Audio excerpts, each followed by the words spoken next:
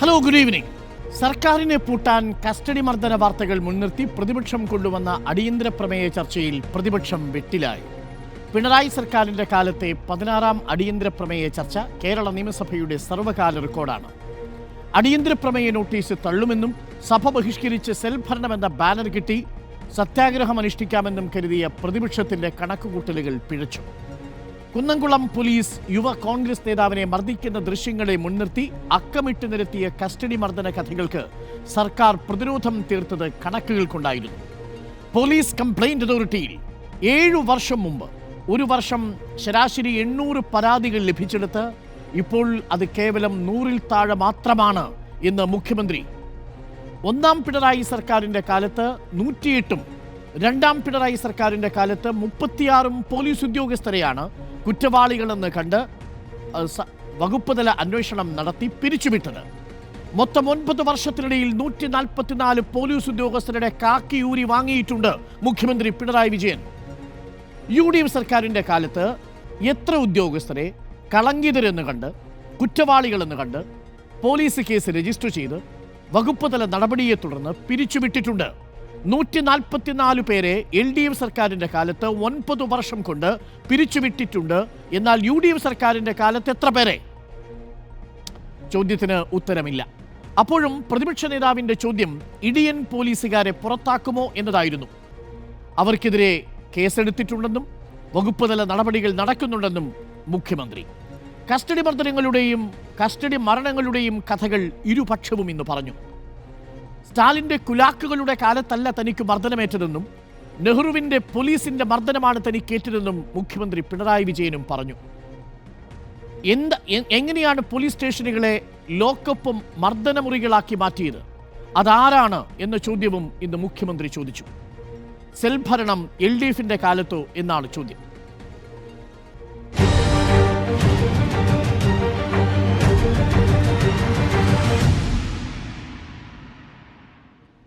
അതിഥികളായി CPM പ്രതിനിധി advocate KS Arunkumar, Muslim League പ്രതിനിധി advocate Shibu Meeran, BJP പ്രതിനിധി advocate Shankutty Das, retired SP KM Antony എന്നിവർ.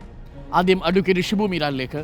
അഡ്വക്കേറ്റ് ഷിബു മീരാൻ, സുജിത്തിൻ്റെ കസ്റ്റഡി മർദ്ദനത്തിലെ ദൃശ്യങ്ങൾ പുറത്തു വന്നു, പിന്നീട് പീച്ചിയിലെ ദൃശ്യങ്ങൾ പുറത്തു വന്നു, അതുമായി ബന്ധപ്പെട്ട പരാതികൾ പുറത്തു വന്നു, മധുബാബുവിനെതിരെയുള്ള പരാതി പുറത്തു വന്നു, കൊല്ലത്തും പല ഭാഗങ്ങളിലുമുള്ള പരാതികൾ ഓരോന്നോരോന്നായിട്ട് പുറത്തു വന്നു. പക്ഷേ ഇതെല്ലാം പല കാലങ്ങളിൽ സംഭവിച്ചതാണ്, അതെല്ലാം പിണറായി സർക്കാരിൻ്റെ കാലത്ത് സംഭവിച്ചതാണ്. പക്ഷേ ഇന്ന് അടിയന്തര പ്രമേയത്തിന് നോട്ടീസ് നൽകുമ്പോൾ ഇത് ചർച്ചയ്ക്കെടുക്കുമെന്നും ചർച്ചയ്ക്കെടുത്താൽ അതിന് കാര്യമായി പ്രതിരോധം തീർക്കാൻ കഴിയുമെന്നും പ്രതിപക്ഷം കരുതിയിരുന്നു. ഇന്ന് പ്രതിപക്ഷ നീക്കം സർക്കാർ അടിയന്തര പ്രമേയ ചർച്ച അനുവദിച്ചതിലൂടെ പാളിയോ? അഡ്വക്കേറ്റ് ഷിബു മീരാൻ. ഡോക്ടർ അരുൺകുമാർ, ഒരു പാളലുമില്ല. ഇന്ന് ആ ചർച്ച കണ്ടവർക്ക് അതറിയാം. ഞങ്ങൾ ഇന്ന് ഉന്നയിച്ച വിഷയങ്ങളുണ്ടല്ലോ ഡോക്ടർ അരുൺകുമാർ. ഇപ്പോൾ റിപ്പോർട്ടർ ചാനൽ കൊടുക്കുന്ന വാർത്തകളിൽ വിശ്വാസം ഉണ്ടാവുമല്ലോ, അങ്ങനെയാണ് ഞാൻ വിചാരിക്കുന്നത്. ഒരു സ്ത്രീ ഒരു ദിവസം വൈകിട്ട് റിപ്പോർട്ടർ ചാനൽ ഒരു ബ്രേക്ക് ചെയ്യുന്നു, നാളെ ഒരു വലിയ വാർത്ത പുറത്തു വരാനിരിക്കുന്നു. ഞങ്ങളൊക്കെ പിറ്റേ ദിവസം കാത്തിരുന്ന ആ വാർത്ത കണ്ടതാണ്. ഒരു സ്ത്രീ പോലീസ് സ്റ്റേഷനിൽ പരാതി കൊടുക്കാൻ സമീപിക്കുന്നു. പരാതി നൽകാൻ വന്ന സ്ത്രീയെ പോലീസ് ഉദ്യോഗസ്ഥന്മാർ മാറി മാറി ഉപദ്രവിച്ചു എന്നാണ് ആ വാർത്ത. പിണറായി സർക്കാരിന്റെ കാലത്താണല്ലോ, തർക്കമൊന്നുമില്ലല്ലോ.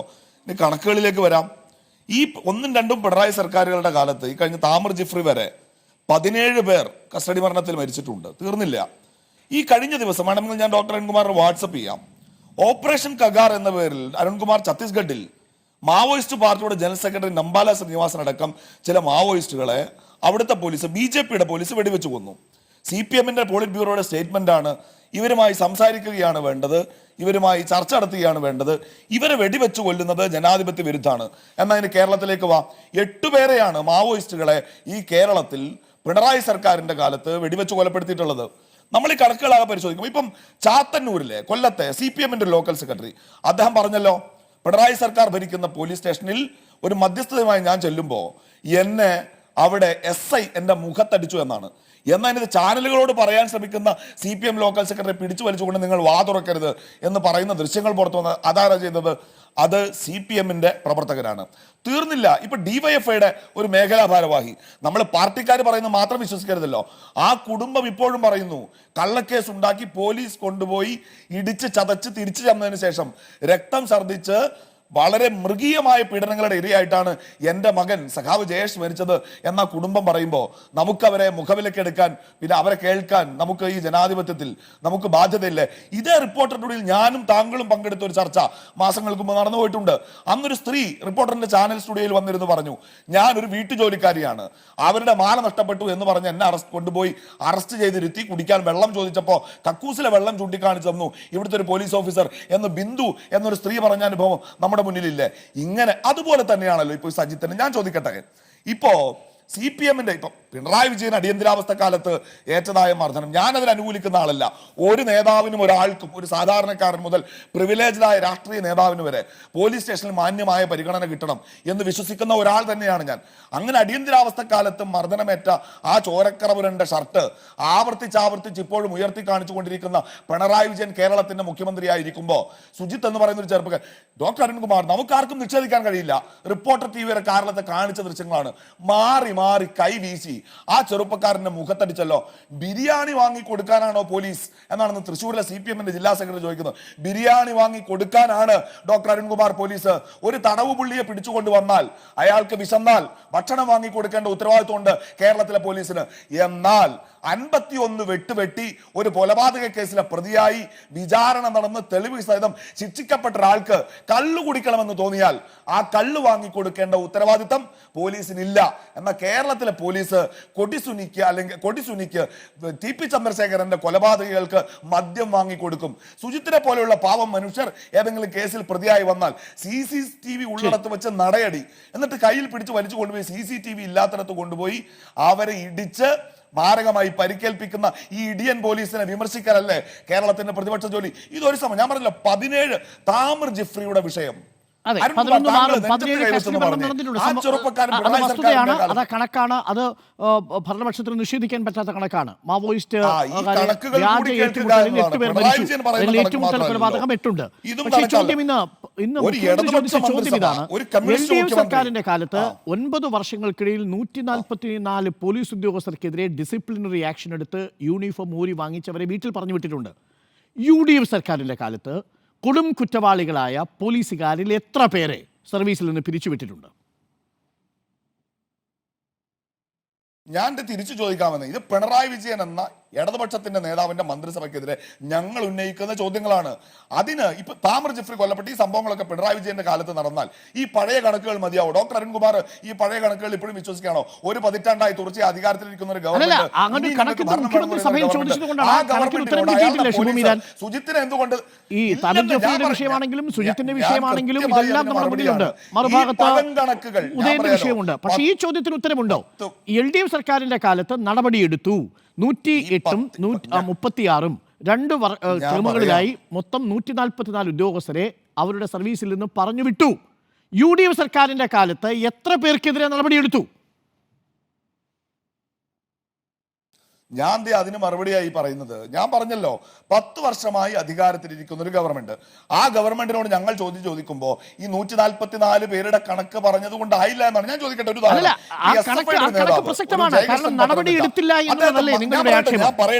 മറ്റുള്ള സർക്കാരിനെ അപേക്ഷിച്ച് ഈ സർക്കാർ തിരിച്ചൊരു കണക്കെന്തേ പ്രതിപക്ഷം പറഞ്ഞില്ല?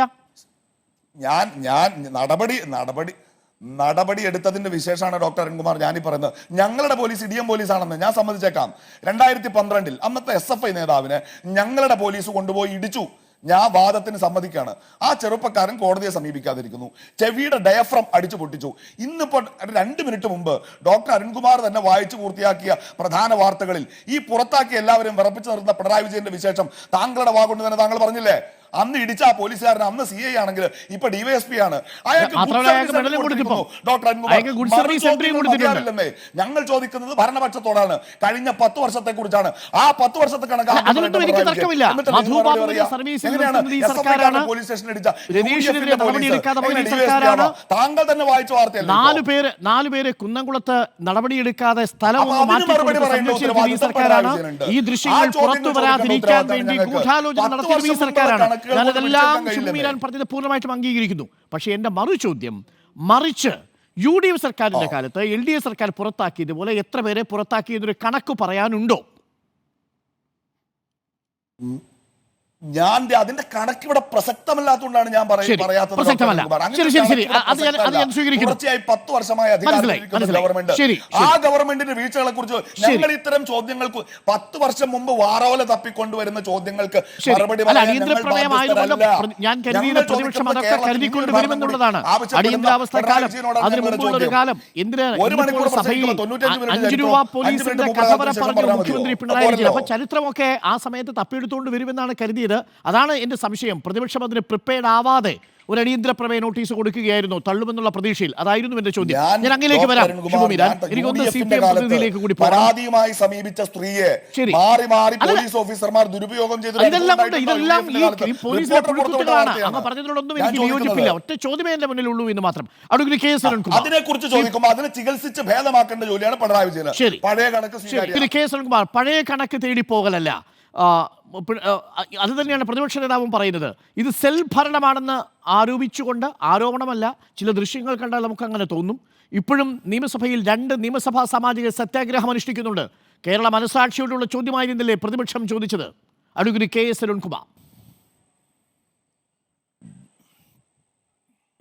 ഡോക്ടർ അരുൺ, കേരളത്തിന്റെ ആഭ്യന്തര വകുപ്പിന്റെ ചരിത്രം ആരംഭിക്കുന്നത് 2016-ലോ 2021-ലോ അല്ല. അത് ശരിക്കും പറഞ്ഞാൽ കേരള രൂപീകരണത്തിന് ശേഷം ആദ്യമായി അധികാരത്തിൽ വന്ന കമ്മ്യൂണിസ്റ്റ് ഗവൺമെന്റ് മുതൽ നമുക്ക് കൂട്ടാം. ഒന്നെങ്കിൽ 1956 നവംബർ 1 മുതൽ കൂട്ടിയെടുക്കാം, അല്ലെങ്കിൽ 1957 ഏപ്രിൽ മാസം മുതൽ നമുക്ക് കൂട്ടിയെടുക്കാം. 29 വർഷം ഞങ്ങൾ ഈ സംസ്ഥാനം ഭരിച്ചു. 40 വർഷത്തോളം കോൺഗ്രസ് ഈ സംസ്ഥാനം ഭരിച്ചു. ഈ ഘട്ടത്തിലെല്ലാം പോലീസുമായി ബന്ധപ്പെട്ടുകൊണ്ട് നിരവധി പരാതികളും അതിക്രമങ്ങളും എല്ലാം റിപ്പോർട്ട് ചെയ്തിട്ടുണ്ട്. ഇപ്പൊ അങ്ങ് വീണ്ടും ചോദിച്ച ചോദ്യത്തിന് UDFന്റെ പ്രതിനിധിക്ക് മറുപടി ഇല്ലല്ലോ.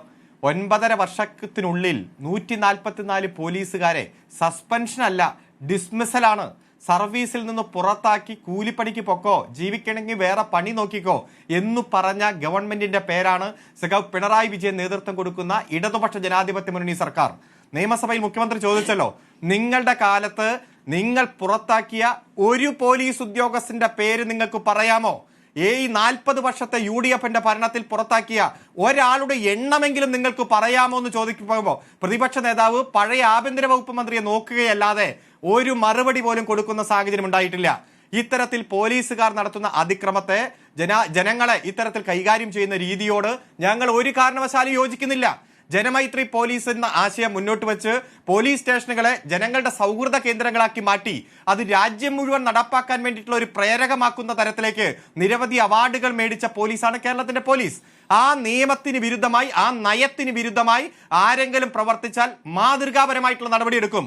പുറത്താക്കിയത് 144, 729 പോലീസുകാർക്കെതിരെ ഈ ഗവൺമെന്റ് തന്നെ കേസ് രജിസ്റ്റർ ചെയ്തു. 329 പോലീസുകാരെ സസ്പെൻഡ് ചെയ്തുകൊണ്ട് എൻക്വയറി ആരംഭിച്ചു. ആ ഡിപ്പാർട്ട്മെന്റൽ എൻക്വയറിയും മറ്റ് എൻക്വയറിയും പൂർത്തീകരിച്ചാൽ അതിൽ ഭൂരിഭാഗം ആളുകളും കുറ്റം ചെയ്തിട്ടുണ്ടെന്ന് ബോധ്യപ്പെട്ടാൽ, ഒരാൾ കുറ്റം ചെയ്തെന്ന് ബോധ്യപ്പെട്ടാൽ അപ്പോൾ പുറത്താക്കും. അതുകൊണ്ട് ഇത്തരത്തിലുള്ള കുറ്റകൃത്യങ്ങളുമായി ബന്ധപ്പെട്ടുകൊണ്ട്, പ്രത്യേകിച്ച് പോലീസുകാരുടെ കുറ്റകൃത്യങ്ങളുമായി ബന്ധപ്പെട്ടുകൊണ്ട് ഈ ഗവൺമെന്റിന്റെ നയം വ്യക്തമാണ്. അതുകൊണ്ട് ഇവിടെ ചൂണ്ടിക്കാണിച്ച ഏത് അതിക്രമമായാലും ഈ ഗവൺമെന്റ് നടപടി എടുത്തില്ലേ, ആക്ഷൻ എടുത്തില്ലേ? പരാതി കിട്ടുമ്പോൾ കൃത്യമായി കേസ് രജിസ്റ്റർ ചെയ്യും, ചോദ്യം ചെയ്യും. കുന്നംകുളത്ത് ഈ സുജിത്തിന്റെ കാര്യത്തിൽ എന്ത് നടപടിയെടുത്തത്? നിങ്ങൾ സ്റ്റേഷൻ മാറ്റിക്കൊടുത്തു, 2 ഇൻക്രിമെന്റ് തടഞ്ഞു, ഒരു പ്രൊമോഷൻ തടഞ്ഞു. അത് മതി എന്നൊരു നിലപാട് അഡ്വക്കേറ്റ് K. സുനിൽകുമാറിനുണ്ടോ? ആ ഇടി കണ്ടാൽ നമുക്ക് അങ്ങനെ തോന്നുമോ അരുൺ? താങ്കളിപ്പോ അദ്ദേഹവുമായി ബന്ധപ്പെട്ടുകൊണ്ട് സ്വീകരിച്ചുകൊണ്ടിരിക്കുന്ന നടപടിക്രമങ്ങൾ പരിശോധിച്ചാൽ താങ്കൾക്ക് അത് മനസ്സിലാവും. ആദ്യം സ്റ്റേഷൻ മാറ്റി. കാരണം ഒരു സ്റ്റേഷനിൽ നടത്തുന്ന അതിക്രമവുമായി ബന്ധപ്പെട്ടുകൊണ്ട് നടക്കുന്ന പരിശോധന, പരാതിയുടെ പുറത്തുള്ള ഇൻവെസ്റ്റിഗേഷൻ നടക്കുമ്പോൾ അതാത് സ്റ്റേഷനിൽ തന്നെ ആ പോലീസ് ഉദ്യോഗസ്ഥന്മാർ തുടർന്നാൽ ആ ഇൻവെസ്റ്റിഗേഷനെ അട്ടിമറിക്കാൻ സാധ്യതയുണ്ടെന്ന് ബോധ്യപ്പെട്ടപ്പോൾ മറ്റു സ്റ്റേഷനിലേക്ക് മാറ്റിയിട്ട് 2 ഇൻക്രിമെന്റ് ബാർ ചെയ്ത് അന്വേഷണം നടത്തി. ഇപ്പോൾ ഗ്രേവ് മിസ്കോണ്ടക്ട് ആണെന്ന് മനസ്സിലാക്കി അവരെ സസ്പെൻഡ് ചെയ്തിരിക്കുന്നു. അരുൺ, ഗ്രേവ് മിസ്കണ്ടക്ട് ആണെന്ന് എപ്പോൾ മനസ്സിലായി? ഈ ദൃശ്യങ്ങൾ പുറത്തു വരുമ്പോൾ മനസ്സിലായോ? ഈ ദൃശ്യങ്ങൾ നേരത്തെ തന്നെ ഇത് അന്വേഷിച്ച ക്രൈം അസിസ്റ്റന്റ് കമ്മീഷണർ കണ്ടെത്തിയതല്ലേ? അത് ഉന്നത ഉദ്യോഗസ്ഥർ അറിഞ്ഞിരുന്നതല്ലേ? അന്ന് എന്താ സസ്പെൻഡ് ചെയ്യാതെ പോയത്?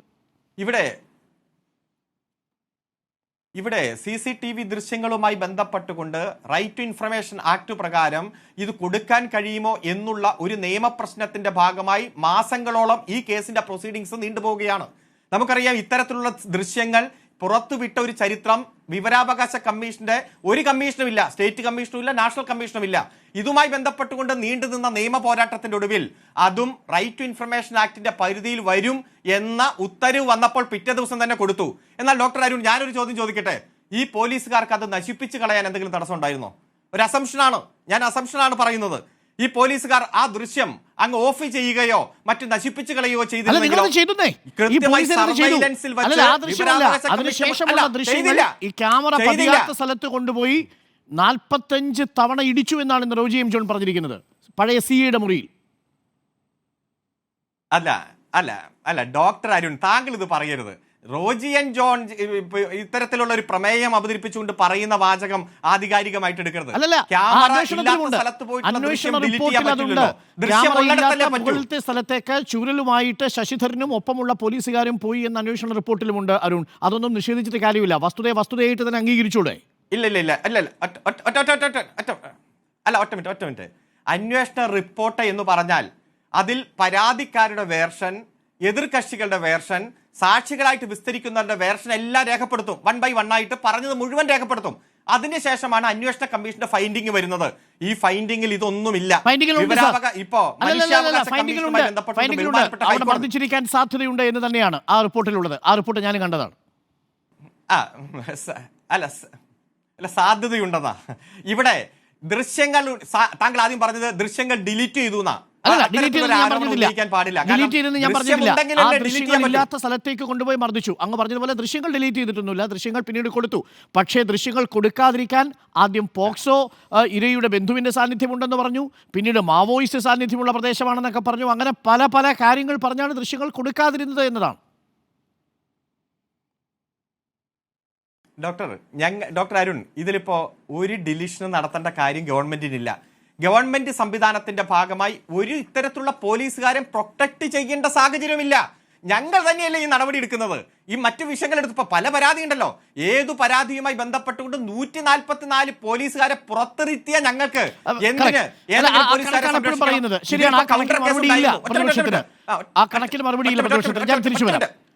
ഒറ്റ കാര്യം പറയട്ടെ, ഒറ്റ കാര്യം ഞാൻ പറഞ്ഞ് അവസാനിപ്പിക്കാം. അര സെക്കൻഡ് മതി. 10 കേസുകളിൽ പ്രതിയായിട്ടുള്ള കക്ഷിയാണ് ഇതിലെ പരാതിക്കാരൻ. കേസിന്റെ സ്വഭാവം എന്തു ആയിക്കോട്ടെ, ഈ സംഭവവുമായി ബന്ധപ്പെട്ടുകൊണ്ടും ഒരു SIയെ ആക്രമിച്ച കേസ് ആൻഡ് കൗണ്ടർ കേസുണ്ട്. ആ ഒരു സാഹചര്യം കൂടി പരിശോധിക്കുമ്പോൾ വിവരാവകാശ കമ്മീഷൻ പറഞ്ഞു, പുറത്തുവിട്ടു, നടപടി സ്വീകരിച്ചു. നമ്മളെ സംബന്ധിച്ചിടത്തോളം ഒരാളെയും സംരക്ഷിക്കേണ്ട, കൃത്യമായിട്ടുള്ള നടപടി സ്വീകരിക്കും. അതാണ് LDFന്റെ പോലീസ് നയം. അഡ്വക്കേറ്റ് KS അരുൺകുമാർ CPM പ്രതിനിധി, അഡ്വക്കേറ്റ് ഷിബു മീരാൻ മുസ്ലിം ലീഗ് പ്രതിനിധി, അഡ്വക്കേറ്റ് ശങ്കുട്ടി ദാസ് BJP പ്രതിനിധി, റിട്ടയർഡ് SP KM ആന്റണി എന്നിവരാണ് നമുക്കൊപ്പം ചർച്ചയിൽ. അഡ്വക്കേറ്റ് ശങ്കുട്ടി ദാസ്, വിവിധ ദേശീയ പുരസ്കാരങ്ങൾ കേരളത്തിലെ പോലീസ് സമ്മാനിച്ചിട്ടുണ്ട് എന്നാണ് ഇന്നിപ്പോൾ ചർച്ചയിൽ പങ്കെടുത്തുകൊണ്ട് ഭരണപക്ഷം പറയുന്നത്. കേന്ദ്ര സർക്കാരിൻ്റെ പല അവാർഡുകളും ഇപ്പോൾ സൈബർ ക്രൈം കൈകാര്യം ചെയ്യുന്ന കാര്യത്തിലാണെങ്കിലും, അഴിമതി ഏറ്റവും കുറഞ്ഞ സേനയെന്ന് കരുതുന്ന കാര്യത്തിലാണെങ്കിലും, ബുൾഡോസർ രാജ് പോലുള്ള സംവിധാനങ്ങളോ, വ്യാജ എൻകൗണ്ടർ ഏറ്റുമുട്ടലുകൾ കുപ്രസിദ്ധമായൊരു പോലീസ് ഫോഴ്സ് അല്ല, തുടങ്ങിയ ഒരുപാട് കാര്യങ്ങൾ ഭരണപക്ഷം കേരള പോലീസിനെ കുറിച്ച് പറയുന്നു. ദേശീയ തലത്തിൽ തന്നെ മികച്ചൊരു പോലീസിംഗ് സേനയായി കേരളം മാറിയിട്ടുണ്ടോ? 1ാം സ്ഥാനത്ത് നിൽക്കുന്ന കേരള പോലീസിനെ അപമാനിക്കാൻ വേണ്ടി ചില പുഴുക്കുത്തികളെ മുൻനിർത്തിക്കൊണ്ട് നടത്തുന്ന സംഘടിതമായ ശ്രമം എന്നാണ് ഇന്ന് ഭരണപക്ഷം നിയമസഭയിൽ ഈ അടിയന്തര പ്രമേയത്തെ പ്രതിരോധിച്ചത്. അത് ശരിയാണോ അഡ്വക്കേറ്റ് ശങ്കുട്ടി ദാസ്?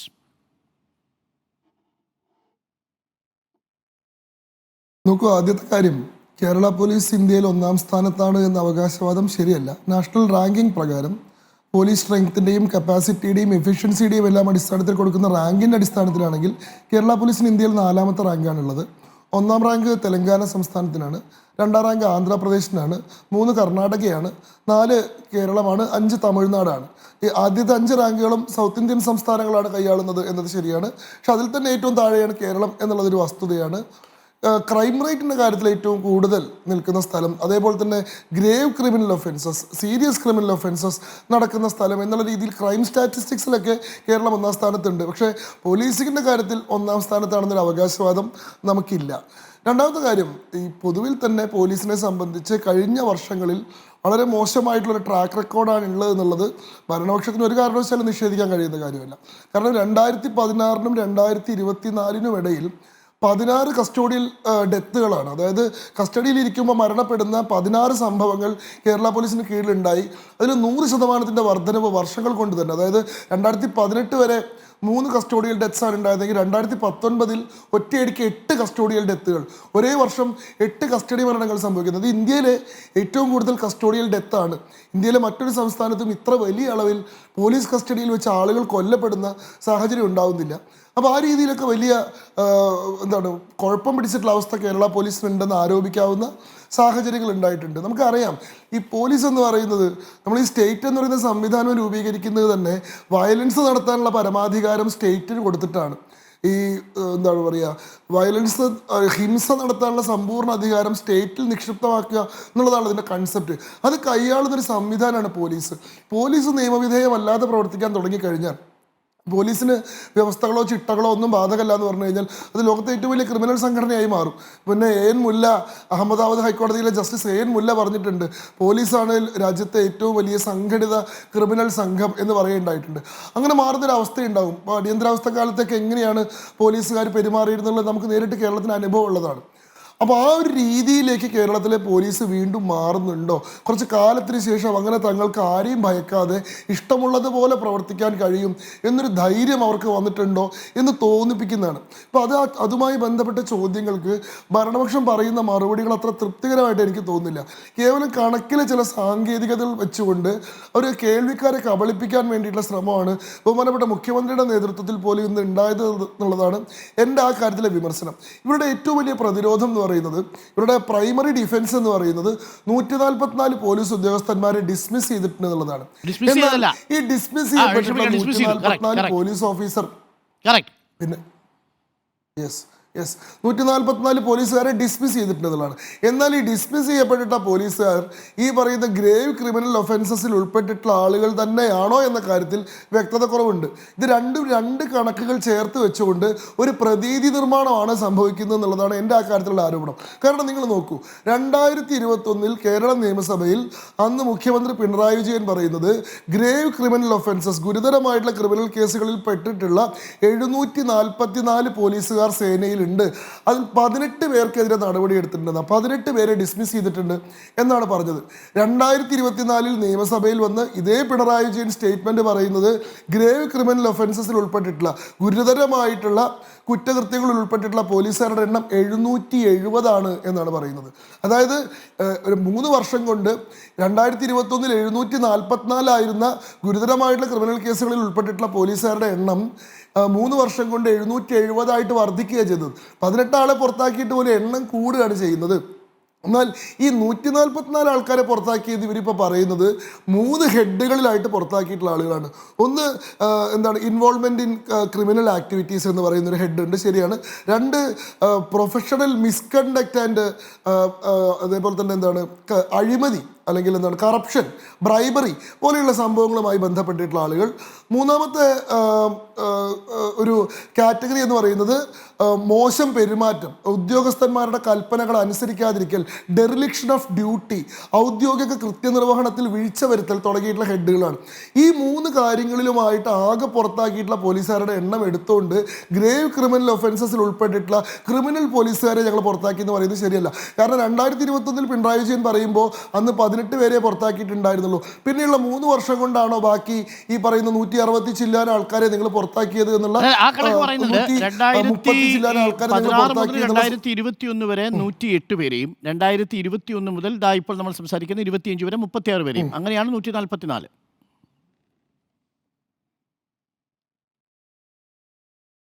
എന്തായാലും 108 അത് അന്നത്തെ മാതൃഭൂമിയിലും ഇന്ത്യൻ എക്സ്പ്രസിലും എല്ലാം വന്ന വാർത്തയിൽ അത് 108 എന്നുള്ളത് നേരത്തെ നിയമസഭയിൽ പറഞ്ഞിട്ടുണ്ട്. തെറ്റുന്നതോ ഈ പറയുന്ന അത് ആ വർഷത്തെയാണെന്ന് എനിക്ക് തോന്നുന്നു. എനിക്ക് തോന്നുന്നു ആ ഒരു 1-2 വർഷത്തെ കണക്ക് മാത്രമാണെന്ന് തോന്നുന്നു. മൊത്തം 108 ഒന്നാം പിണറായി സർക്കാരിൻ്റെ കാലത്ത്, രണ്ടാം പിണറായി സർക്കാരിൻ്റെ കാലത്ത് 36. അതാണ് കണക്ക്. ഏതായാലും എൻ്റെ കയ്യിൽ അന്നത്തെ 2021 പിണറായി വിജയൻ്റെ നിയമസഭാ പ്രസംഗം റിപ്പോർട്ട് ചെയ്തിട്ടുള്ള 3 മാധ്യമങ്ങളുടെ റിപ്പോർട്ടുണ്ട്. അതിൽ ഒന്ന് ഹിന്ദുവാണ്, ഒന്ന് ഇന്ത്യൻ എക്സ്പ്രസ് ആണ്, ഒന്ന് മാതൃഭൂമിയാണ്. ഈ 3 വാർത്തകളിലും പറയുന്നത് 18 വേണമെങ്കിൽ മുഖ്യമന്ത്രിയുടെ സ്റ്റേറ്റ്മെൻറ്റ് ഞാൻ ഇതിൽ വന്നത് അതുപോലെ വായിച്ചു തരാം.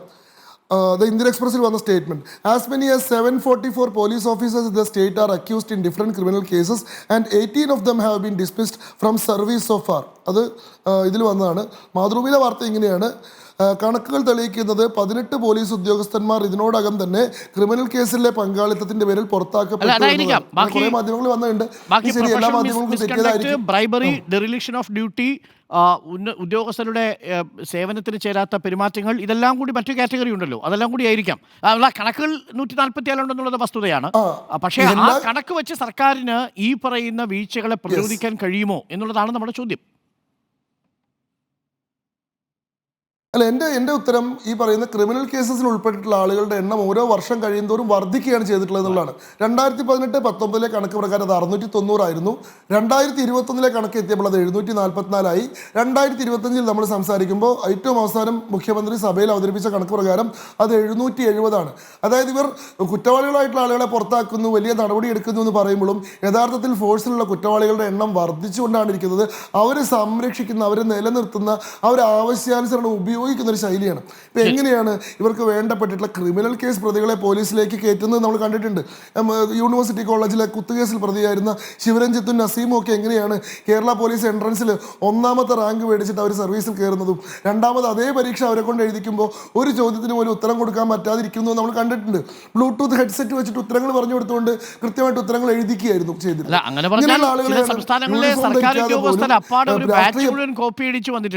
വ്യാപം അഴിമതിയൊക്കെ നമ്മുടെ മുന്നിലുണ്ട്. അത് മൊത്തത്തിലൊരു സിസ്റ്റത്തിന്റെ എററല്ലേ? അല്ല, നോക്കൂ എന്തിനാണ് അങ്ങനെ നിങ്ങൾ ഇങ്ങനെ ഇവിടുത്തെ ഒരു പ്രശ്നം ചൂണ്ടിക്കാണിക്കുമ്പോൾ ഇത് ലോകത്ത് വേറെ പല സ്ഥലങ്ങളിലും നടക്കുന്നുണ്ട്, അതുകൊണ്ട് താരതമ്യം കൊണ്ട് ഈ പ്രശ്നം ഇല്ലാണ്ടാവുന്നുണ്ടോ? മറ്റേതെങ്കിലും സംസ്ഥാനത്ത് ആളുകൾ കൂട്ടമായിട്ട് കോപ്പി അടിക്കുന്നുണ്ട് എന്നുള്ളതുകൊണ്ട് ഇവിടെ കുത്തുകേസ് പ്രതികൾ ബ്ലൂടൂത്ത് ഹെഡ്സെറ്റ് വെച്ചുകൊണ്ട് കേരള പോലീസ് പരീക്ഷയിൽ 1ാം റാങ്ക് മേടിക്കുന്നത് തെറ്റല്ലാതെ ആവുന്നുണ്ടോ? സൃഷ്ടിക്കുന്നില്ല. അതൊന്നും പറയുന്നത് ബാലൻസിംഗ് ആണ്. നിങ്ങൾ ചെയ്തുകൊണ്ടിരിക്കുന്ന എന്നുള്ളത് ശങ്കുട്ടിദാസ് തന്നെ സമ്മതിക്കുമല്ലോ. ഞാനതൊന്നും സമ്മതിക്കുന്നില്ല. കേരളത്തിലെ PSC രാജ്യത്തെ ഏറ്റവും വിചിത്രമായിട്ടുള്ള ഒരു സ്ഥാപനമാണ്. യഥാർത്ഥത്തിൽ ജോലി കൊടുക്കുന്ന ആളുകളെക്കാൾ കൂടുതൽ ആളുകൾ വെയിറ്റിംഗ് ലിസ്റ്റിൽ കിടക്കുന്ന സ്ഥാപനമാണ്. PSCക്ക് അതീതമായിട്ട് അപ്പോയിന്റ്മെന്റുകൾ നടക്കുകയും PSC മെമ്പർമാരുടെ ശമ്പളം മാത്രം ഇരട്ടിയായി വർദ്ധിക്കുകയും ചെയ്തു.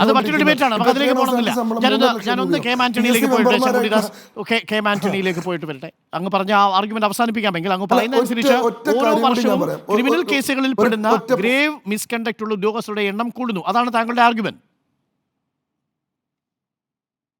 എൻ്റെ ഒരു പോയിന്റ് കൂടി ഞാൻ പറയാം. ഈ പറയുന്ന 2018-2023 കാലത്തിനിടയിൽ കേരള പോലീസിന്റെ മോശം പെരുമാറ്റത്തിനെതിരെ വന്നത് 3554 പരാതികളാണ്. ഈ 3554 പരാതികളിൽ 1500 പരാതികളിൽ മാത്രമേ അന്വേഷണം സംഭവിച്ചിട്ടുള്ളൂ. അതിൽ കേവലം 6 പേർക്കെതിരെ മാത്രമാണ് ഡിപ്പാർട്ട്മെന്റൽ എൻക്വയറി ഉണ്ടായിട്ടുള്ളത്. വലിയൊരു വിഭാഗം ആളുകൾക്കെതിരെ യാതൊരു നടപടി എടുക്കാൻ തയ്യാറായിട്ടില്ല. രണ്ടാമത്തെ കാര്യം, പോലീസിൽ എന്തെങ്കിലും പ്രശ്നമുണ്ടെങ്കിൽ നമുക്ക് പരാതി കൊടുക്കാനുള്ള സംവിധാനം എന്താണ്? പോലീസ് കംപ്ലയിൻറ്റ്സ് അതോറിറ്റി എന്ന് പറയുന്ന ഒരു സംവിധാനമാണ്. അതൊരു പല്ലില്ലാത്ത പുലിയാണെന്ന് നമുക്കറിയാം. It's a toothless tiger. കാരണം അവർക്ക് റെക്കമെൻഡറി ആയിട്ടുള്ള അധികാരം മാത്രമേ ഉള്ളൂ, നിർദ്ദേശിക്കാൻ മാത്രമേ പറ്റുള്ളൂ, അല്ലാണ്ട് അവർക്കൊരു നടപടി എടുക്കാൻ സാധിക്കില്ല. ഈ പോലീസ് കംപ്ലയിൻറ്റ് അതോറിറ്റിക്ക് സ്വന്തമായിട്ടുള്ള ഒരു അന്വേഷണ വിഭാഗം 2016 മുതലില്ല. ഒരു ചീഫ് ഇൻവെസ്റ്റിഗേറ്റിംഗ് ഓഫീസർ എന്ന് പറയുന്ന ഒരു തസ്തിക ഉണ്ടെങ്കിൽ പോലും 2016 ശേഷം അവിടെ അപ്പോയിൻമെൻറ്റ് നടന്നിട്ടില്ല. അതുകൊണ്ട് എന്താണ്, ഇവർക്ക് അന്വേഷണത്തിന് വേണ്ടി പോലീസിനെ തന്നെ ആശ്രയിക്കേണ്ട അവസ്ഥയാണ്. അതായത് പോലീസിനെതിരെ വരുന്ന പരാതികൾ പോലീസ് തന്നെ അന്വേഷിച്ചുകൊണ്ടിരിക്കുന്ന വിചിത്രമായിട്ടുള്ളൊരു പ്രതിഭാസം ഇവിടെ നിലനിൽക്കുന്നുണ്ട്. പോലീസിന് മേലെ സ്വതന്ത്രമായിട്ടുള്ള അന്വേഷണം നടത്താനുള്ള ഒരു സ്വതന്ത്ര സ്ഥാപനം, ഒരു സംവിധാനം ഞങ്ങൾ തന്നെ ഇന്ന് പുറത്തുവിട്ടൊരു വാർത്തയുണ്ട്. ഇൻവെസ്റ്റിഗേറ്റീവ് ഓഫീസർ നോൺ പോലീസിംഗ് കേഡറിൽ നിന്നുള്ള ആളായിരിക്കണം. അങ്ങനെയല്ല സംഭവിക്കുന്നത്. 2022 മുതൽ ആ കംപ്ലയിന്റ് പോലീസ് അതോറിറ്റിയെ ആ അർത്ഥത്തിൽ വന്ധ്യംകരിച്ചിരിക്കുകയാണ് എന്നൊരു വാദം ഇവിടെയുണ്ട്. KM ആന്റണി ഉണ്ട്, റിട്ടയർഡ് SP ആണ്. ശ്രീ ആന്റണി, ഓരോ വർഷവും പുറത്താക്കുന്ന ഉദ്യോഗസ്ഥരുടെ എണ്ണം കൂടുമ്പോഴും ക്രിമിനലുകളായിട്ടുള്ള പോലീസ് ഉദ്യോഗസ്ഥരുടെ എണ്ണം പെരുകുന്നത് എന്തുകൊണ്ടായിരിക്കും? LDF സർക്കാരിൻ്റെ കാലത്താണോ UDF സർക്കാരിൻ്റെ കാലത്താണോ ഈ ക്രിമിനലുകളായ പോലീസ് ഉദ്യോഗസ്ഥർക്കെതിരെ കർശനമായ നടപടികൾ ഉണ്ടാകുന്നത്? താങ്കളുടെ ഒരു സർവീസ് അനുഭവം എന്താണ്? അതല്ല, ഈ രണ്ടു കാലങ്ങളും ഒരേപോലെയാണോ? KM ആന്റണി. ഡോക്ടർ അരുൺകുമാർ, ഈ പോലീസിൽ ക്രിമിനൽസ് ഒരു പ്രത്യേക ശതമാനം, അതായത് ഒരു ആൾക്കാരുണ്ടെന്നുള്ളത് സത്യം തന്നെയാണ്. ക്രിമിനൽ സ്വഭാവം കാണിക്കുന്ന പോലീസ് ഉദ്യോഗസ്ഥരുണ്ട്. അത് പോലീസിൻ്റെ സെലക്ഷനിൽ തന്നെ അവരെ തിരിച്ചറിയുവാനുള്ള മാർഗങ്ങളൊന്നുമില്ല. ഇനിയിപ്പോൾ സെലക്ഷനിൽ തിരിച്ചറിയാൻ അയാളുടെ പേരിൽ ക്രിമിനൽ കേസ് ഉണ്ടോ എന്നുള്ള പോലീസ് വെരിഫിക്കേഷനാണ് അതിൻ്റെ ഒരു പ്രാഥമികമായിട്ടുള്ളൊരു കാര്യം. അതിലും ചില സമയത്ത് പോലീസ് വെരിഫിക്കേഷനിൽ കുഴപ്പങ്ങളൊന്നുമില്ല, കേസുകളിലൊന്നും ഉൾപ്പെട്ടിട്ടില്ല എന്നുള്ള നല്ല സർട്ടിഫിക്കറ്റ് കൊടുത്താൽ പോലും ഒരു വ്യക്തിയെ സംബന്ധിച്ചിടത്തോളം പോലീസിലേക്ക് അധികാരം കിട്ടി വരുമ്പോൾ അയാളുടെ സ്വഭാവത്തിൽ മാറ്റങ്ങൾ വരുന്നുണ്ട്. സ്വാഭാവികമായിട്ടും അങ്ങനെ വരുന്ന ആളുകളാണ് ഈ രീതിയിലുള്ള പ്രവർത്തനങ്ങളിലേക്ക് പോകുന്നത്. നമ്മളിപ്പോൾ ഈ പറഞ്ഞു ഏത് ഗവൺമെൻറ്റിൻ്റെ കാലത്ത് എന്നുള്ളതല്ല ഇവിടെ, ഏത് ഗവൺമെൻറ് ഭരിക്കുന്നു എന്നുള്ളതും ഇവിടെ പ്രശ്നമല്ല. പോലീസിനെ സംബന്ധിച്ചിടത്തോളം പോലീസിൽ ഒരു എന്താണ് 1% എന്ന് പറയാനൊക്കില്ല. നമ്മളെ സംബന്ധിച്ചിടത്തോളം 62,000-ലധികം പോലീസുകാരുണ്ട് കേരള പോലീസിൽ. അതിൽ 100, 200, 300 ക്രിമിനൽ സ്വഭാവമുള്ള പോലീസുകാർ കാണും. അപ്പോൾ അവരാണ് ഈ പ്രശ്നങ്ങൾക്ക് മുഴുവൻ കാരണമാകുന്നത്. നല്ല രീതിയിൽ സമൂഹത്തോട് സാമൂഹ്യ പ്രതിബദ്ധതയോടെ കുടുംബം നോക്കി നടത്തി പോകുന്ന പോലീസ് ഉദ്യോഗസ്ഥരുണ്ട്. അവർക്ക് മൊത്തം അപമാനം വരുന്ന രീതിയിലാണ് ഈ ഒരു ചെറിയ ഗ്രൂപ്പ് അല്ലെങ്കിൽ ചെറിയൊരു കൂട്ടം ക്രിമിനൽസ് ഉള്ളത്. അത് ഞാൻ എൻ്റെ അനുഭവത്തിൽ പറയുകയാണെന്നുണ്ടെങ്കിൽ ഞാൻ ഒരു 33 വർഷക്കാലം പോലീസിലുണ്ടായിരുന്നു. ഈ പറഞ്ഞ 2 ഗവൺമെൻറ്, അതായത് LDF ആയിക്കോട്ടെ UDF ആയിക്കോട്ടെ, ഈ ഗവൺമെൻറ്റുകളുടെയൊക്കെ കാലത്ത് ക്രമസമാധാനത്തിലുമൊക്കെ ജോലി ചെയ്തിട്ടുള്ള ഒരു ഉദ്യോഗസ്ഥനാണ്. എന്നെ സംബന്ധിച്ചിടത്തോളം പറയുകയാണെന്നുണ്ടെങ്കിൽ എല്ലാ കാലത്തും ഇത് പോലീസിൻ്റെ മോശമായ പെരുമാറ്റം ഉണ്ടായിട്ടുണ്ട്. കർക്കശമായ നടപടികൾ പോലീസ് ഡിപ്പാർട്ട്മെൻറ്റിൽ നിന്ന് തന്നെയാണ് അത് വരേണ്ടത്. ഇപ്പം ഈ സംഭവം തന്നെ ഉദാഹരണമായിട്ട് നമുക്കെടുക്കാം. ഇപ്പം ഈ കുന്നംകുളത്തുണ്ടായ അതിക്രൂരമായ ഒരു മർദ്ദനമായിട്ടാണ് ആ വിഷ്വൽസിൽ നമ്മൾ കാണാൻ സാധിക്കുന്നത്. പക്ഷേ ആദ്യഘട്ടത്തിൽ തന്നെ അതിനൊരു ശിക്ഷാ നടപടികൾ സ്വീകരിച്ചുവെന്നും നമുക്ക് മനസ്സിലാക്കാൻ സാധിക്കുന്നുണ്ട്. 2 വർഷത്തെ വേതന വർധനവ് തടഞ്ഞു. അതുപോലെ തന്നെ അവരെ സ്ഥലം മാറ്റി. ഇത് രണ്ടും സ്ഥലം മാറ്റുക എന്നുള്ളതൊരു ശിക്ഷാ നടപടിയല്ല. പക്ഷേ ആ വിഷ്വൽസ്, ഏതാനും സെക്കൻഡുകൾ മാത്രമുള്ള ഒരു വിഷ്വൽസിൻ്റെ അടിസ്ഥാനത്തിൽ നമുക്കൊരു വിധി കൽപ്പിക്കാൻ പറ്റില്ല. എന്താണ് കാരണങ്ങൾ എന്നുള്ള ആ സാഹചര്യങ്ങളെ മുഴുവൻ പോലീസ് സ്റ്റേഷനുള്ളിൽ പോലീസുകാർ വളഞ്ഞു നിന്ന് ഒരാളെ മർദ്ദിക്കുന്നതിന് എന്ത് കാരണമാണെങ്കിലും അയാൾ ഒരു കൊടും കുറ്റവാളിയോ, അയാൾ ഗോവിന്ദച്ചാമിയെ പോലെ ഒരാളോ, അയാളൊരു സീരിയൽ കില്ലറോ ഒക്കെ ആവട്ടെ, പോലീസിന് എന്ത് അധികാരം അയാളുടെ ദേഹത്ത് കൈവയ്ക്കാൻ? ഒരിക്കലുമില്ല. ഇയാളെന്നല്ല, എത്ര ക്രൂരമായ കുറ്റവാളിയാണെങ്കിലും ആ രീതിയിൽ മർദ്ദിക്കാൻ പാടില്ല. ഒരാളെ കുനിച്ചു നിർത്തി കൈമുട്ടുകൊണ്ട് ഇടിക്കുകയാണ് ചെയ്യുന്നത്. എത്ര അപകടകരമായിട്ടുള്ളൊരു സാഹചര്യമാണത്.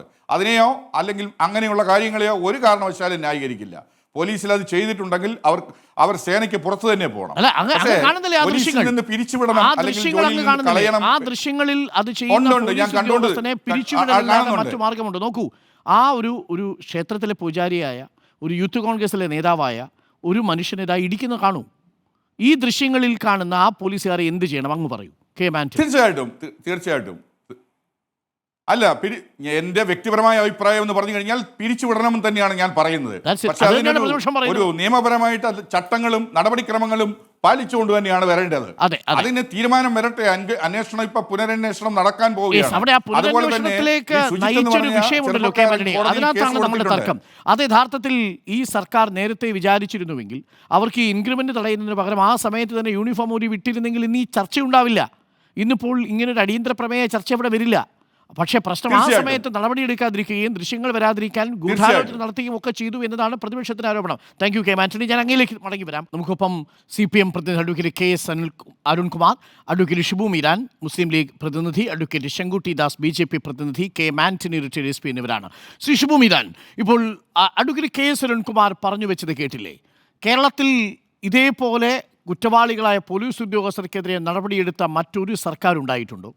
വളരെ വേഗത്തിൽ തന്നെ നടപടികൾ എടുക്കുന്ന ഒരു സർക്കാർ ഉണ്ടായിട്ടില്ലേ? അന്വേഷണ മികവിൽ ഒന്നാം സ്ഥാനത്ത് നിൽക്കുന്ന ഒരു പോലീസല്ലേ? ആ പോലീസിനെ അപകീർത്തിപ്പെടുത്താൻ ചില പുഴുക്കുത്തുകളുടെ മാത്രം കാര്യങ്ങൾ മുന്നോട്ട് വെച്ച് അതിനെ പർവ്വതീകരിക്കുന്നു എന്നുള്ളതാണ് ഇന്ന് മുഖ്യമന്ത്രിയും പറയുന്നത് സഭയിൽ. ഷിബു മീരാൻ. കേരളത്തിലെ പോലീസിന്റെ ഓണസ്റ്റിയെ ഇവിടെ ആരാണ് അരുൺകുമാർ ചോദ്യം ചെയ്തത്? ഇപ്പൊ താങ്കൾ BJP പ്രതിയായിട്ട് സംസാരിക്കുമ്പോൾ കേരളത്തിന്റെ PSC അപ്പോൾ താങ്കൾ ചൂണ്ടിക്കാണിച്ചു, എനിക്ക് ശരിയാണ്, ഞാനത് അംഗീകരിക്കുന്നു. മധ്യപ്രദേശിൽ കേട്ടാൽ ഭീകരമാകുന്ന അപസർപ്പക കഥ പോലെ തോന്നിക്കുന്ന 100 മനുഷ്യർ ആത്മഹത്യ ചെയ്ത വ്യാപം അഴിമതി ഉണ്ടായിട്ടുണ്ട്. പക്ഷെ നമ്മുടെ PSC അങ്ങനെയല്ല, നമ്മുടെ പോലീസ് അങ്ങനെയല്ല, നമ്മുടെ ആരോഗ്യ മേഖല അങ്ങനെയല്ല. കാരണം നമ്മൾ സാക്ഷരരാണ്. പോലീസ് സ്റ്റേഷനിലായാലും ആശുപത്രിയിലായാലും എവിടെയായാലും ഈ രാജ്യത്തെ മനുഷ്യർക്ക് തുല്യമായി ലഭിക്കേണ്ടുന്ന അവകാശബോധത്തെക്കുറിച്ച്, ജനാധിപത്യ ബോധത്തെക്കുറിച്ച് കേരളപ്പിറവി മുതൽ ഇന്ന് വരെ നിരന്തരം വികസിച്ച് വന്ന സമ്പന്നമായൊരു ചരിത്രം നമുക്കുണ്ട്. ഞാനത് അംഗീകരിക്കുകയാണെന്നേ. ഇവിടെ എന്താ പ്രശ്നം? ഞാൻ ചില ചോദ്യങ്ങൾ ചോദിക്കാം. ഈ രാജ്യത്ത് അധികാരത്തിലിരിക്കുന്ന മുഖ്യമന്ത്രി ആരുടേതുമാകട്ടെ, ആ മുഖ്യമന്ത്രിക്കെതിരെ പ്രതിഷേധിക്കാനും കരിങ്കൊടി ഉയർത്താനും വഴിയരികിൽ നിന്ന് മുദ്രാവാക്യം വിളിക്കാനും SFIക്കാർക്കും യൂത്ത് കോൺഗ്രസ്സുകാർക്കും തുല്യാവകാശമുണ്ടോ കേരളത്തിൽ? താങ്കൾ തലകുലുക്കി സമ്മതിക്കില്ല ഉണ്ട് എന്ന്. എന്നാൽ ഗവർണർക്കെതിരെ കേരള സർവകലാശാലയിൽ സമരം നടത്തുന്ന SFIക്കാരെ പോലീസ് കൈപിടിച്ച് വീഴാതെ ആ സർവകലാശാലയുടെ 2ാം നിലയിലേക്ക് പിടിച്ചു കയറ്റും. വഴിയരികത്ത് നിന്ന് കരിങ്കൊടി ഉയർത്തി കാണിച്ച് മുദ്രാവാക്യം വിളിക്കുന്ന യൂത്ത് കോൺഗ്രസ്സുകാരനെ പിണറായി വിജയന്റെ അംഗരക്ഷകരായ പോലീസ് ലാത്തി കൊണ്ട് തലക്കടിക്കും. എന്നിട്ട് ആ പോലീസുകാർക്കെതിരെ പരാതി കൊടുത്താലോ അവസാനത്തെ നിമിഷം വരെ പിണറായി വിജയൻ ആ പോലീസുകാരെ സംരക്ഷിക്കുന്നത് മാത്രമല്ല, അവർ നടത്തിയത് രക്ഷാപ്രവർത്തനമല്ലേ എന്ന് ചോദിച്ചു കളയും. ഇതാണ് ഇവിടുത്തെ പ്രശ്നം. വംശീയമായ മുൻവിധി ഉത്തരേന്ത്യയിലെ പോലീസിന്റെ, BJP പോലീസിന്റെ വലിയ തകരാറാ. ഞാൻ പറഞ്ഞ ബിന്ദുവിനെതിരെ കേരളത്തിലൊരു പോലീസ് സ്റ്റേഷനിൽ പ്രവർത്തിച്ചത് നമ്മൾ നിർവചിച്ച പ്രിവിലേജ്ഡായ ഒരു കളറില്ലാത്തത് കൊണ്ട്, പ്രിവിലേജ്ഡായ വസ്ത്രങ്ങൾ ധരിക്കാത്തത് കൊണ്ട്, പ്രിവിലേജ്ഡായ ജോലി ഇല്ലാത്തത് കൊണ്ട് ഈ ഇരിക്കുന്നവൾ കള്ളിയായിരിക്കും എന്ന് തീരുമാനിച്ചിട്ട് അവർക്ക് കക്കൂസ് ചൂണ്ടിക്കാണിച്ചു കൊടുത്തില്ലേ? ആ പോലീസുകാരുണ്ടോ ഈ 144 പേരില്? യൂത്ത് കോൺഗ്രസ് ജനാധിപത്യ അവകാശത്തിന്റെ തലക്കടിച്ച ആ പോലീസുകാരുണ്ടോ? തീർന്നില്ല. സസ്പെൻഷൻ കൊണ്ടായില്ലല്ലോ, ഇവർ പിരിച്ചുവിട്ടാറ് കണക്കല്ലേ പറയുന്നത്. ആ പോലീസുകാരൻ്റെ ഇവിടെ വിനായകൻ ആത്മഹത്യയിലേക്ക് പറഞ്ഞു വെച്ചല്ലോ, നീ മുടി നീട്ടി വളർത്തിയവനല്ലടാ, നിന്റെ തൊലി കറുത്തതല്ലടാ എന്നും ചോദിച്ച് പരസ്യ വിചാരണ നടത്തി ഒരു ചെറുപ്പക്കാരൻ. ഈ കേരളത്തിൽ ഇവിടുന്ന് അങ്ങോട്ട് പുറകോട്ട് പോയാൽ 17 മനുഷ്യരുടെ ജീവിതമുണ്ട്, ഏറ്റുമുട്ടൽ കൊലപാതകങ്ങളുണ്ട്. ഈ പുഴുക്കുത്തുകളെ സംരക്ഷിക്കുന്നു എന്നതാണ് പ്രശ്നം. സുജിത്ത് 11 കേസിലെ പ്രതിയാണത്രേ. ഞാനങ്ങ് സമ്മതിച്ചേക്കാം, 11 കേസിൽ പ്രതിയായാൽ അയാൾ വലിയ കുഴപ്പക്കാരനാണ്. എന്നാൽ ഒരു കൊലപാതക കേസിൽ പ്രതിയായി വിചാരണ നടന്ന് തെളിവ് പരിശോധിച്ച് കോടതി ശിക്ഷിച്ചാലോ അയാൾ കുഴപ്പക്കാരനാവുമോ? അയാൾക്ക് കള്ളു വാങ്ങി കൊടുക്കാൻ പാടുണ്ടോ? അയാളുടെ കല്യാണത്തിന് കല്യാണരാമൻ കഴിക്കാൻ ഇവിടുത്തെ ഭരണകക്ഷിയുടെ നേതാക്കന്മാര് പോവാൻ പാടുണ്ടോ? ജയിലിലിരുന്ന് അവർ സ്വർണ്ണക്കടത്തും സ്വർണം പൊട്ടിക്കലും ഗുണ്ടാപ്പണിയും നടത്തിയാൽ അവരുടെ ഫോൺ വാങ്ങി വലിച്ചെടുത്തിട്ട് ഈ കൊടുത്തതുപോലെ ചെകിടത്തൊരു അടി കിർമാനി മനോജിനും കോടിസുനിക്കും കൊടുക്കാൻ ധൈര്യമുണ്ടോ കേരളത്തിലെ പിണറായി വിജയന്റെ പോലീസിന്? ഈ ഇരട്ടത്താപ്പ് ചോദ്യം ചെയ്യുമ്പോഴാണ് ഡോക്ടർ അരുൺകുമാർ 10 വർഷമായി അധികാരത്തിലിരിക്കുന്ന ഒരു ഗവൺമെന്റിന് രക്ഷപ്പെടാൻ പഴയ കണക്കുകൾ മതിയാവില്ല എന്ന് ഞങ്ങൾക്ക് പറയേണ്ടി വരുന്നത്. വഴിയോരത്തൊരു ലോറി വരുന്നതും കണ്ടു നിന്നൊരു പാവപ്പെട്ട പെൺകുട്ടിയെ കള്ളിയാക്കിയ പോലീസാ പിണറായി വിജയന്റെ പോലീസ്, അവളെ തെരുവിചാരണ നടത്തിയ പോലീസാ പിണറായി വിജയന്റെ പോലീസ്. എന്നിട്ട് ആ പെൺകുട്ടിക്ക് ആത്മാഭിമാനം ഉണ്ടായപ്പോൾ അവൾക്കൊരു നഷ്ടപരിഹാരം കൊടുക്കുമെന്ന് പറഞ്ഞപ്പോൾ അതിനെ ചോദ്യം ചെയ്ത് അപ്പീൽ പോയ പോലീസാണ് പിണറായി വിജയന്റെ പോലീസ്. ആ പാവപ്പെട്ട പെൺകുട്ടിയുടെ കൂടെ നിൽക്കാതെ ഇപ്പോഴും ഇവരെന്തിനാ ഈ പോലീസുകാരുടെ കൂടെ നിൽക്കുന്നത്? നിങ്ങളൊന്ന് പറഞ്ഞേ. ഇതാണ് പ്രശ്നം. രാജ്യം മുഴുവൻ ഏറ്റുമുട്ടൽ കൊലപാതകത്തിനെതിരെ ചങ്ക് പൊട്ടി CPM-കാര് ഇൻകുലാബ് വിളിക്കുമ്പോൾ ഇവിടുത്തെ മുഖ്യമന്ത്രി നിങ്ങൾ എന്തിനാണ് നിരായുധരായ പാവം മനുഷ്യരെ വെടിവെച്ച് കൊന്നത് എന്നെങ്ങാനും പ്രതിപക്ഷം ചോദിച്ചാൽ ഇവിടുത്തെ മുഖ്യമന്ത്രി പറയും, അയ്യോ അങ്ങനെയൊന്നും ചോദിച്ചു കളയരുത് കേട്ടോ, പോലീസിന്റെ ആത്മാഭിമാനം പോയി കളയുമെന്നാണ്. ഈ ഇരട്ടത്താപ്പാണ് ഇവിടുത്തെ പ്രശ്നം. രാജ്യം മുഴുവൻ ഇടതുപക്ഷം ഉയർത്തിപ്പിടിക്കുന്ന നിലപാടുകളെ റദ്ദാക്കി പാട്ടം കിട്ടിയ ഒരു സംസ്ഥാനം പോലെ ഒരു കമ്മ്യൂണിസ്റ്റ് മൂല്യങ്ങൾക്കും ജനാധിപത്യ മൂല്യങ്ങൾക്കും വില കൊടുക്കാതെ കേരളം ഭരിക്കുന്ന പിണറായി വിജയൻ ഒരു വട്ടം കൂടി തുറന്നു കാണിക്കപ്പെട്ടു എന്നതാണ് അടിയന്തര പോലീസ് മർദ്ദനങ്ങളെ ന്യായീകരിക്കാൻ ഇവരെങ്ങനെയാ വരിക? ഒറ്റൊരു വാചകം ഡോക്ടർ അരുൺകുമാർ, ഒറ്റൊരു വാചകം. മാർക്സിസം ഉയർത്തിപ്പിടിക്കുന്ന ഒരു നിലപാടുണ്ട്. ഭരണകൂടത്തിന്റെ മർദ്ദക ഉപകരണങ്ങളാണ് പോലീസ്. ലോകത്തെവിടെയായാലും ഇത്തരം സംവിധാനങ്ങളെ നിലക്ക് നിർത്തണം, അല്ലെങ്കിൽ അത് പാവപ്പെട്ടവരുടെ അവകാശ ബോധങ്ങൾക്ക് മേൽ അതിന് മുമ്പ് ഒരു കാര്യം കൂടി, ഈ ഉദയകുമാറിന്റെ ഉരുട്ടിക്കൊല കേസിലെ പ്രതികളെ സംരക്ഷിച്ചു പിടിച്ചത് UDF സർക്കാരല്ലേ?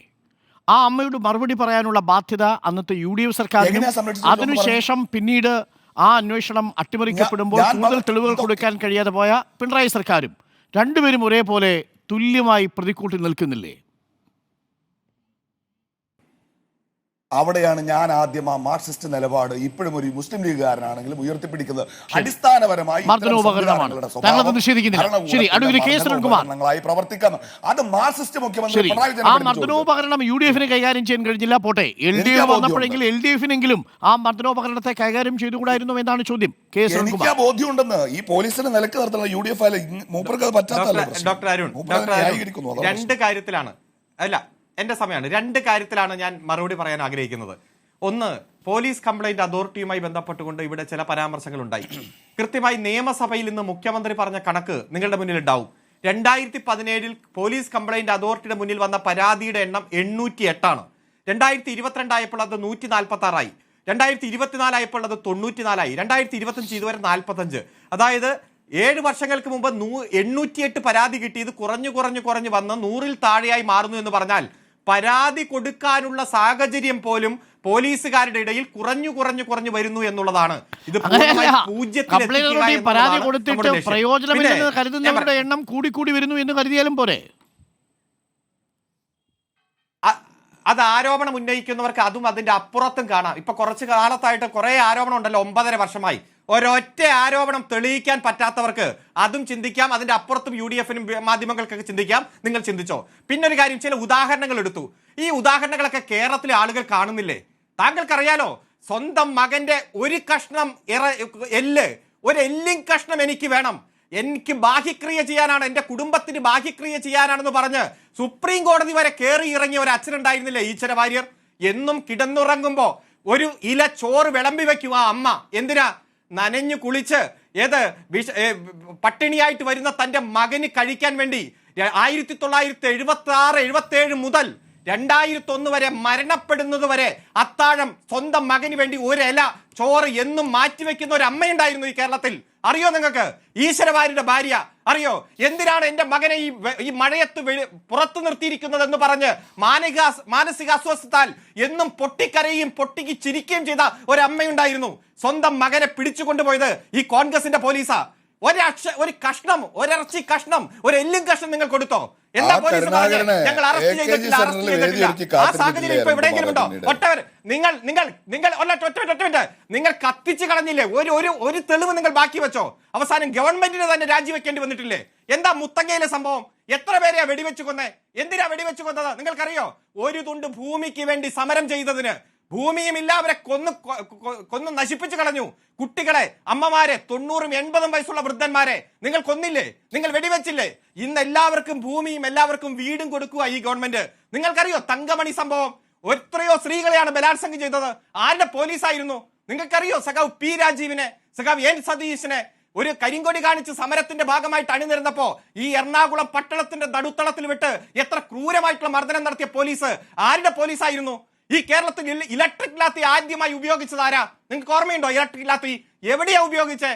ജനനേന്ദ്രിയത്തിന് ഉപയോഗിച്ചു. ആരാ? കരുണാകരന്റെ പോലീസ്.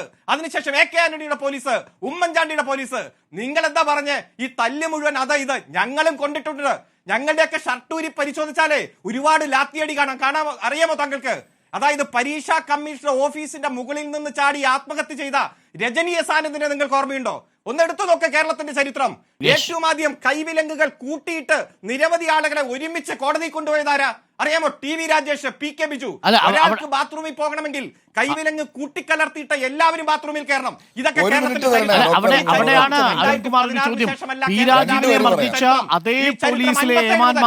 ഇപ്പോൾ സുജിത്തിനെ മർദ്ദിക്കുന്നു.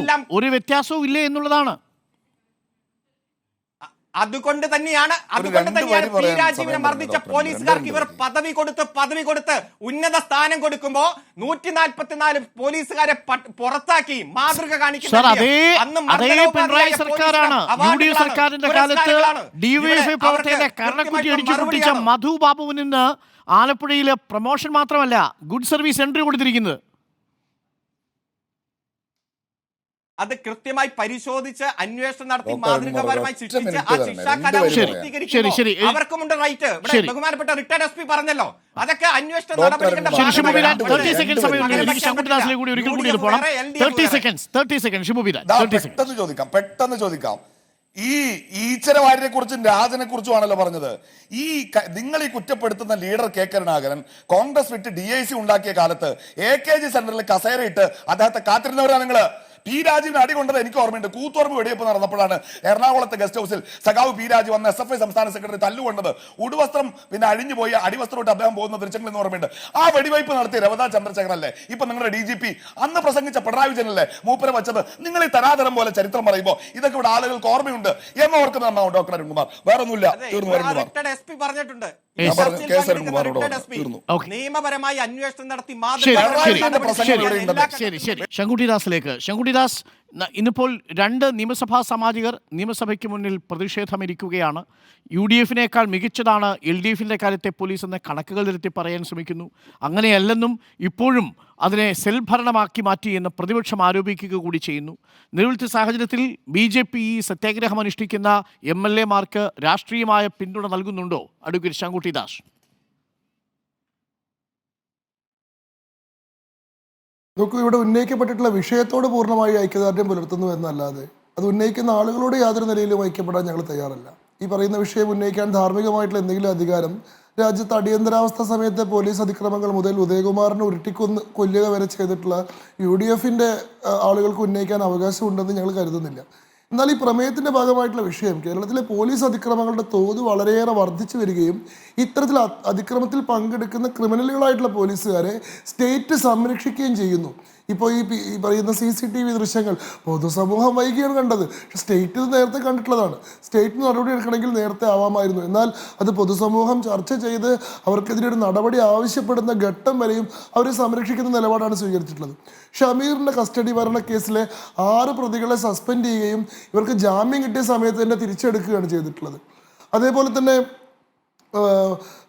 നമ്മുടെ വാരാപ്പുഴ ശ്രീജിത്തിനെ ആള് മാറിയിട്ട് വീട്ടിൽ കയറിയിട്ട് രാത്രി പിടിച്ചുകൊണ്ട് പോയിട്ട് പോലീസ് സ്റ്റേഷനിൽ വെച്ച് മൃഗീയമായി മർദ്ദിച്ച് കൊലപ്പെടുത്തിയതിന് ശേഷം അതിന് നേതൃത്വം കൊടുത്തിട്ടുള്ള AV ജോർജ് എന്ന് പറയുന്ന പോലീസ് ഉദ്യോഗസ്ഥന് സ്ഥാനക്കയറ്റം കൊടുക്കുകയാണ് ഇവർ ചെയ്തിട്ടുള്ളത്. ഈ പീച്ചി സംഭവത്തിൽ തന്നെ ഉത്തരവാദിയായിട്ടുള്ള സബ് ഇൻസ്പെക്ടർക്ക് പിന്നീട് സർക്കിൾ ഇൻസ്പെക്ടറായിട്ട് സ്ഥാനക്കയറ്റം കൊടുക്കുകയാണ് ചെയ്തിട്ടുള്ളത്.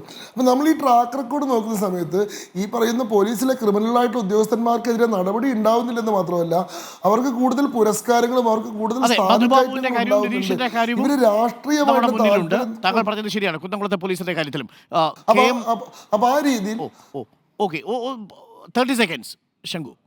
ഓക്കെ, അല്ല ശരി ആയിക്കോട്ടെ.